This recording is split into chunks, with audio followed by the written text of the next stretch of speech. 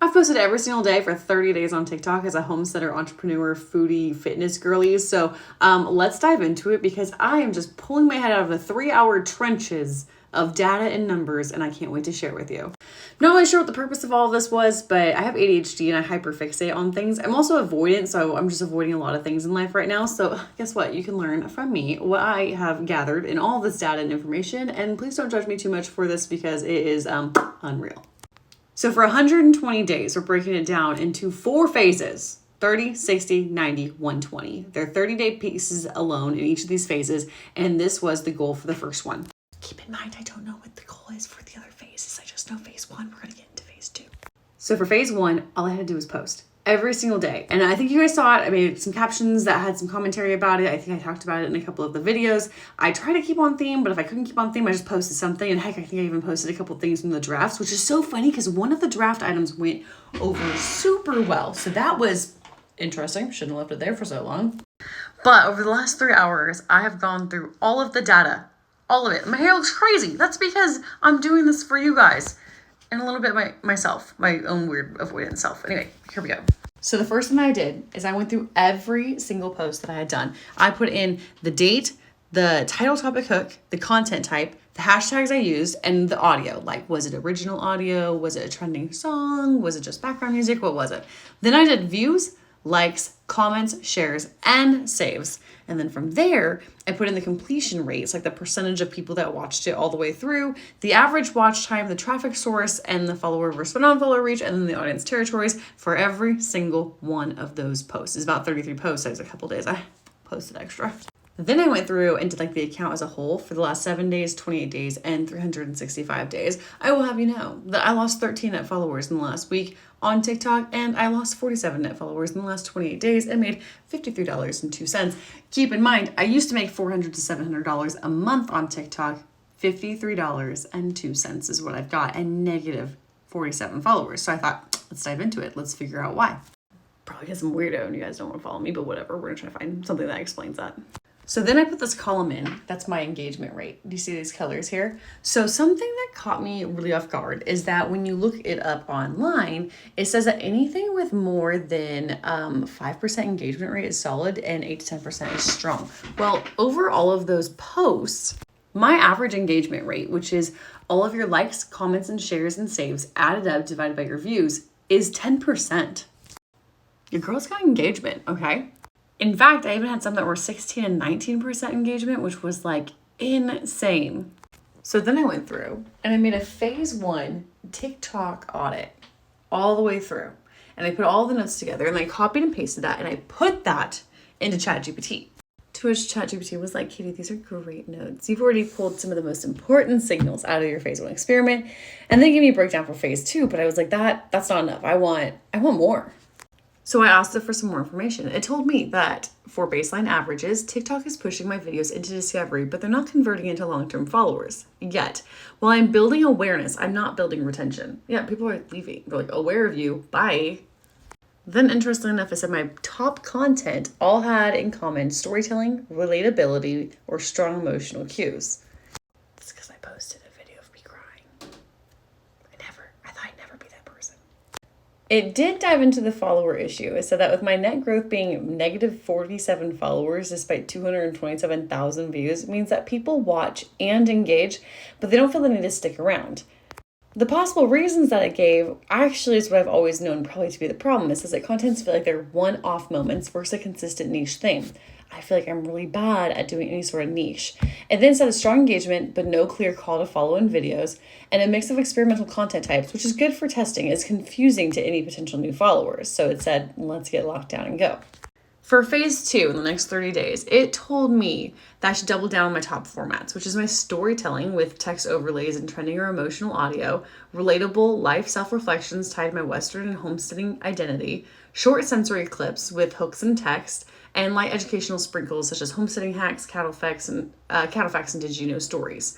It also told me to build follower conversions, so I have verbal or text CTAs. I follow for my ranch life updates or hit follow for part 2, and then to run a series style content, so like 30 days of ranch life lessons or a pointed out avoidant female diaries.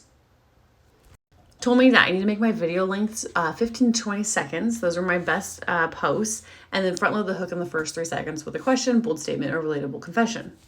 It then told me that for phase 2, I need to aim to raise my average completion percentage by 5 to 10% on top posts. So that is the goal, and we're going to see if we can do it. The follower conversion is my main weakness.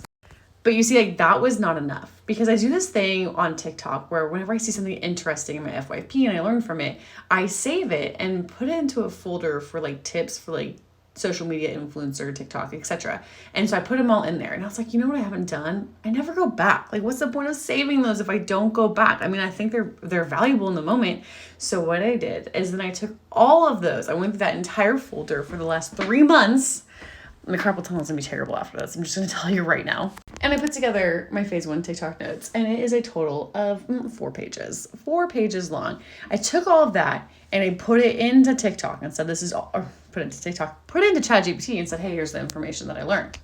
To which my ChatGPT talks so great to me, and it's like, Katie, this is gold. You basically have a mini playbook in your notes folder. Let me reflect it back in a structured way so you can see the takeaways and how they align with your phase 1 audit.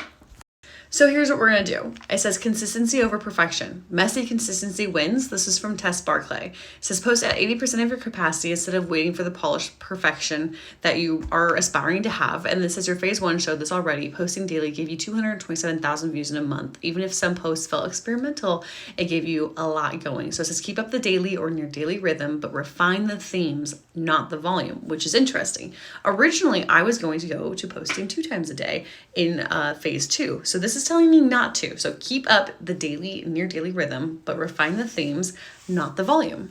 Then it told me to put in a signature series, which I've known should be a thing that should happen. So it's to start a series that people can follow. So it really is pushing this like avoidant female diaries, which I'm like almost embarrassed to just call myself out on that all the time, as I'm like literally being avoidant by doing all of this.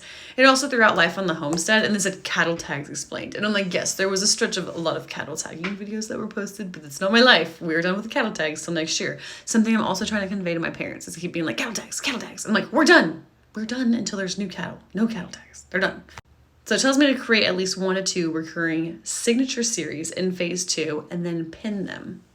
I have a couple that are already kind of at the top that I thought about playing with, which were like like girly tomboy or anything like that, which I think I might lean into. I don't really know. I kind of want to do something a little bit fashiony because I think that's going to relate well into collaborations. And I've done a lot. Like I've been in Vogue, I had a guest appearance in Cosmo and my sister's Armani shoot. So I don't know, like maybe I should get back into the fashion thing. I'm supposed to be in a fashion show really soon, but I was, yeah.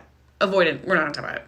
Then I jumped into knowing your audience and then talking to the mini you. So like, don't disclaim, don't water down, make content for people who already think like me, and then like relatable storytelling and go from there, like horse girl who loves lifestyle, humor, ranch quirks, emotional honesty. And so speak directly to her, not everyone. So this is going to go into like the Amy Porterfield Online Marketing Made Easy podcast, which I think she rebranded to her own name. And that is her ideal client avatar or her ICA. So you speak directly to them and name them, and we go from there. Then the next phase is cohesion is non-negotiable. So it's like no random content. Like put it in bold and italics. It said no random content, Katie. So that everything should ladder back to my personal brand, which is Western lifestyle, storytelling, business, homesteading, and emotional relatability. It says random viral trends can dilute your authority and explain why follower conversion dipped in phase 1. So it says keep experimenting, but only with content that strengthens the brand pillars. Then it says engagement drivers are emotions and expressions. So apparently TikTok, while it does mark off your emotions and stuff, it pointed out that my emotional storytelling and then ASMR had top engagement for me. My viewers stayed when they felt something. So it says exaggerate your emotion in delivery. Get real loud. Laugh harder, smile bigger, and lean into your vulnerable storytelling. And so I think I can do that. I think that's an easy thing to do. So here we go, create a signature series, refining my brand pillars and leaning into retention drivers. And we're gonna dive into this for phase 2 here for the next 30 days. I do really feel like a signature series is gonna be important. So if you have any ideas, like let me know. Like what would you like to know more about? I'm probably gonna lean into 2 different ones just because I'm too ADHD to focus on one. I don't know if the avoidant one is gonna be the thing. But here is my 10-minute TED Talk on how I spent 3 hours going through all my information so you don't have to.